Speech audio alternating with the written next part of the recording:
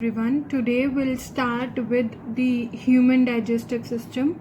The food which we eat, that food is in the form of complex molecules, so it is broken down into the simple molecules by the digestive system. The digestive system is divided into two parts, the alimentary canal and the digestive glands. Now, first of all, we'll see that what is an alimentary canal. It is a 9-meter long tube, and this tube, it opens at both the ends. So it begins with the mouth and ends in the anus, right? So what happens in the alimentary canal is it is divided into further parts: the mouth and the buccal cavity, pharynx, esophagus, stomach, small intestine and the large intestine. And then the large intestine further has the rectum and the anus. Now these digestive glands which are present, they are the glands which store digestive juices and or enzymes in them. So in the digestive glands, digestive juices are present, or they are also known as enzymes. Now these digestive juices which are present, they help in the digestion, they help in the breakdown of the food into simple substances. The digestive glands includes the salivary glands, liver and the pancreas. One by one we will discuss all in detail. Now first is the mouth and the buccal cavity. It is the first chamber of the alimentary canal and its opening is called mouth. Now this buccal cavity, it is lined by the lips. You all can see you have the upper lip and the lower lip, and these lips which are present, these lips, they help in sucking of the liquids, sipping of the liquids, and when you close your mouth it also helps in the swallowing of the food. Now in the buccal cavity you have three structures present: the teeth, tongue and the salivary glands. So first we'll discuss about teeth. Now in our mouth, especially in the adults, there are 32 teeth present, and teeth are also of two types: milk teeth and the permanent teeth. Now the teeth are also of two types, milk teeth and the permanent teeth. Now what is the difference between the two? The milk teeth, they start growing at the age of 6 months, and then the milk teeth, they are 20 in number. They do not have premolars in them, and the milk teeth, when they fall off, they are replaced by the permanent set of the teeth. Now the permanent teeth, they start growing at the age of 6 to 8 years, and they are 32 in number, and they cannot be replaced. So once the permanent teeth are broken, they will not be replaced by any new teeth. And in adults, then after the age of 18 years, another set of permanent teeth which are added, those are the 4 molars. Those are known as the wisdom teeth.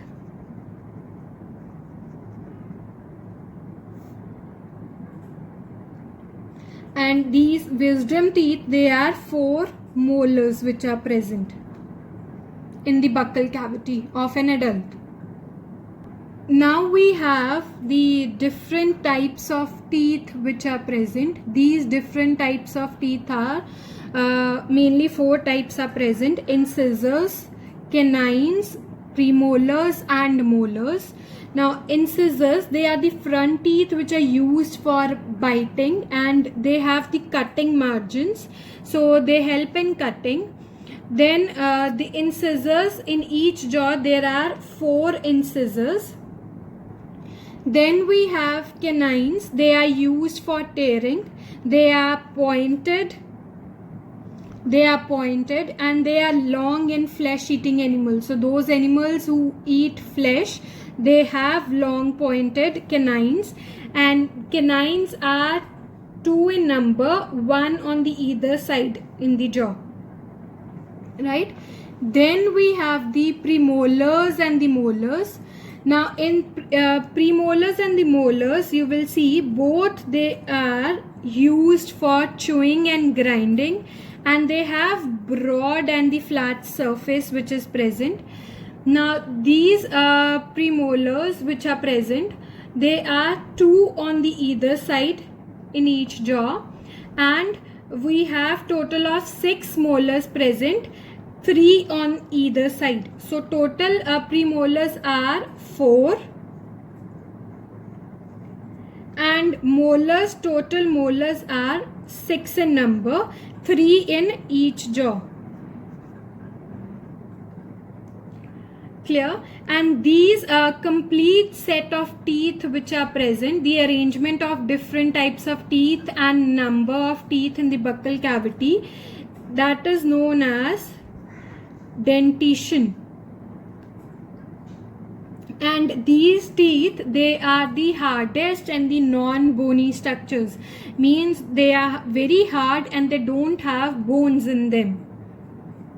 As I have discussed about the wisdom teeth, so till the age of 18 years, there are 28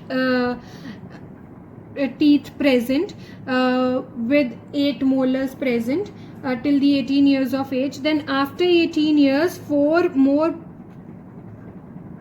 molars are present, and these molars which are present, they form the wisdom teeth, and making this total set to 32 in number. Okay, then we have tongue, which is part of the buccal cavity. Now the tongue which is present, it is a muscular fleshy part which is attached to the floor of the mouth. And what is the function? It has taste buds present on the tongue which help us to identify between sweet, salt, salty taste, bitter taste and sour taste. So these taste buds are present on the tongue which help us to identify different tastes. And the function of the tongue is it helps to mix the food with the saliva, and it pushes the food towards the teeth for chewing, so that the food is properly chewed and mixed with the saliva. And tongue also helps in speaking. Discuss about the other parts of the alimentary canal. So one by one I will discuss. Now we have discussed about the buccal cavity, the teeth and the tongue. Now next part which is present is the pharynx. Now what is pharynx? It is a funnel shaped structure which is present, this pharynx, and here the food channel and the air channel crosses each other.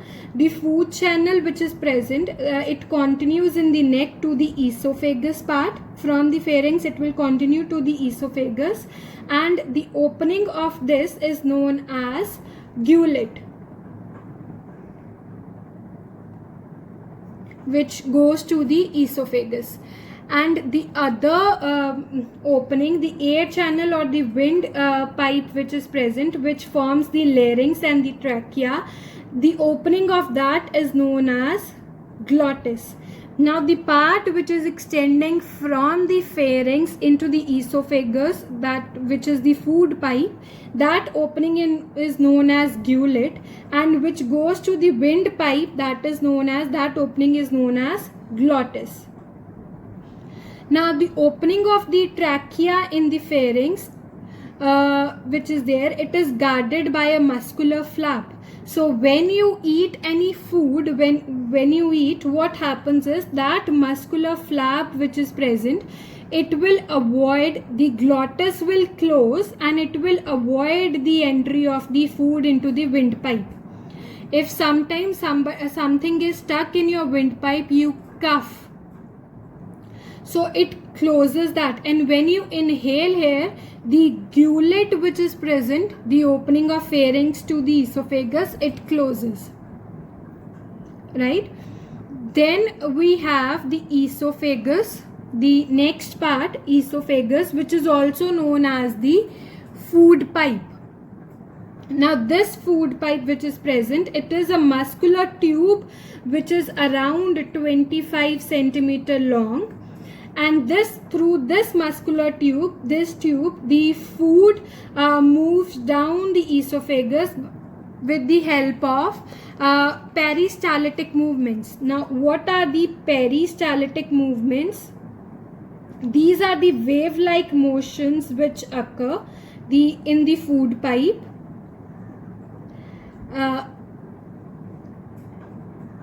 Like this, the wave-like motions take place, and it pushes the food. If this is your food, which is known as bolus, the mass of food which is there, that is known as bolus. So it pushes this bolus. Wave-like motion is there. When it constricts, it will push the food further, and so on. The contracted muscles, they help the food to move further, and no digestion takes place in the esophagus. In the esophagus part, there will be no digestion. Now next we have stomach. Now it is a J-shaped, this stomach, it is J-shaped muscular elastic bag, and it is just below this diaphragm. Above the diaphragm you have the lungs present here. So below the diaphragm you have the stomach. Now what is the function of the stomach? In the walls of the stomach, they releases various glands are present, which is known as the gastric gland, which is present in the stomach. Now this gastric gland, it secretes various juices or various secretions. What are those secretions? One is the gastric juice,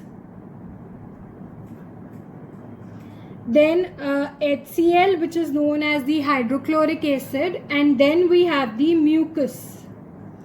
All these are secreted by the gastric glands which are present in the stomach here.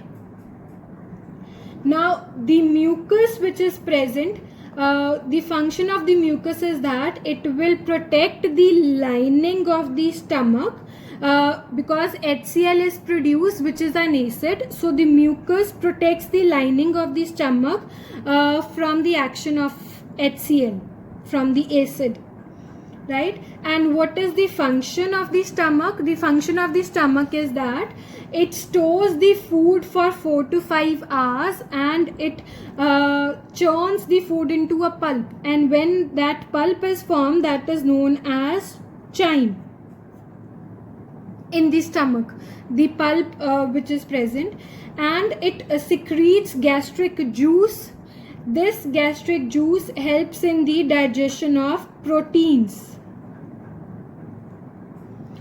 Then we have the secretion of hydrochloric acid, HCl, which acts on the food for the action of enzymes, so that enzymes can act. So HCl helps in that, in the activation of the enzymes, so that these enzymes can then further act on the food. It makes the food acidic, HCl. It makes the food acidic so that the enzymes can act on them. Now in the stomach we have sphincter muscles present. What are sphincter muscles? They are the circular muscle fibers, which when they contract and the opening is closed, there are two types of sphincter muscle fibers which are present. They are cardiac sphincter, which is present, which guards the opening of the esophagus to the stomach, and another is pyloric sphincter, which guards the opening of the stomach into the duodenum. So one sphincter muscle is present here, which will guard the opening of the esophagus into the stomach, and the pyloric sphincter which is present, it will guard the opening of the stomach to the duodenum. which is a part of the small intestine. Next, we have the small intestine. It is about 6.25 meter long, the small intestine. Now, it is a long tube and it is coiled and has three parts: duodenum, jejunum and ileum. This small intestine which is present. Now, duodenum is a C-shaped part of the intestine, and this duodenum which is present, it will receive bile juice and pancreatic juice. Bile juice it will receive. Then you have the jejunum which is present. The jejunum is 2.5 meter long, and jejunum is narrower than duodenum. And then we have the ileum, which consists of which is the longest part, and it consists of finger-like projections. Those finger-like projections are known as villi. Now, what is the function of villi? Villi helps in the absorption of the digested food, and various glands present, they will secrete the digestive juices, and it will help in the digestion of carbohydrates, proteins and fats. Now, they receive bile juice which is produced by the liver. Liver produces bile juice, and it gets stored in the gallbladder, the bile juice. And in the small intestine we get the bile juice and the pancreatic juice. Pancreatic juice the small intestine get from the pancreas. Now, last is the large intestine, which is 1.5 to 1.8 meter long. Now, this intestine which is present, it is wider than the small intestine, and it lies in the abdominal cavity in the body. Now, this and some part of it lies in the pelvic cavity. Now, this large intestine, it is divided into three parts: cecum, then colon, and last we have the rectum. Now, what is cecum? It is a small pouch which is present. So, in man, it is poorly developed, and it is the place of digestion of cellulose. But in humans, we don't have the cellulose digesting enzyme which is known as cellulase. It is not present. So, and attached to the cecum there is another part which is present, which is known as appendix or the vermiform appendix. It is a vestigial organ. Vestigial organ means it is not in function in the humans. Then we have colon, which is inverted U-shaped tube. Now, it is divided into further four parts, which you will study in your higher classes, like the ascending colon, transverse colon, descending colon and sigmoid colon. Only the names you can remember. Then we have the rectum which is present. This rectum opens to the anus, and the anus is guarded by the sphincter muscles, and through the anus you expel the undigested food or the excretory waste. The feces, they are expelled through the anus, and the process of expulsion of the feces, that is known as egestion or defecation.